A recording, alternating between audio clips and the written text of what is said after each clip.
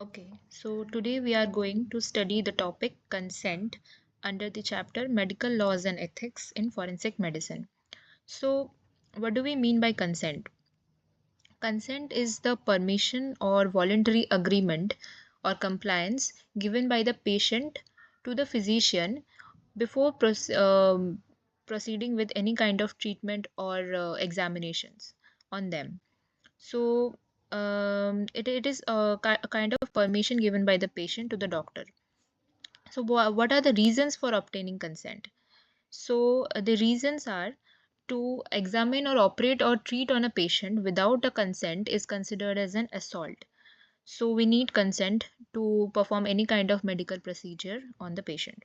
Next, if the doctor fails to give required information regarding the treatment before asking for consent, he may be charged for negligence. Then we have different types of consents. So consent can be of two types, expressed or implied. So expressed consent can be of verbal or written. Then we have implied consent. We'll go into implied consent first. So here, what does implied consent means? It is seen in the general routine practice. So what does it mean? It means that a adult patient who knows that he can either agree or refuse to treatment, or who knows that knows or has been fully informed by his physician regarding the procedure and cooperates with the physician, is comes under all this thing comes under the implied consent. It means that on a regular basis when we go to a doctor to for any kind of checkup or treatment, the general permissions or the consent which we give to the doctor to perform any kind of procedure to check for the illness is comes under the implied consent. For example, asking the patient for general physical examination is a part of implied consent. Then we have full disclosure. Full disclosure means, in general, the patient must be told everything. This is the meaning of consent. The treatment procedure, starting from its diagnosis, prognosis, what are the success rates, risks involved with the procedure. Everything should be told to the patient. So, um, the doctor need not disclose the risk as he himself is unaware.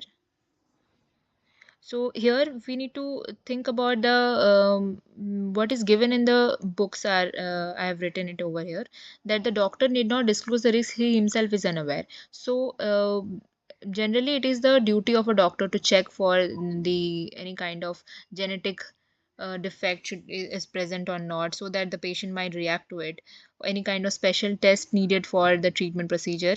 So if the doctor is unaware of such kind of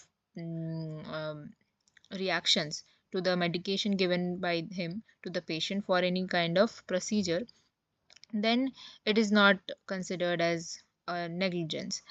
And then the doctor need not to be disclose the risks that a patient of average intelligence would be aware of. For example, the patient knows that if I don't take the pills within the prescribed time, then it will cause any side effect, or you cannot overdose the pills without the consent of the doctor. So these are some kind of basic uh, things which patient knows, everybody knows. So an average intelligence person would know that these are the risks we should avoid while going on the treatment.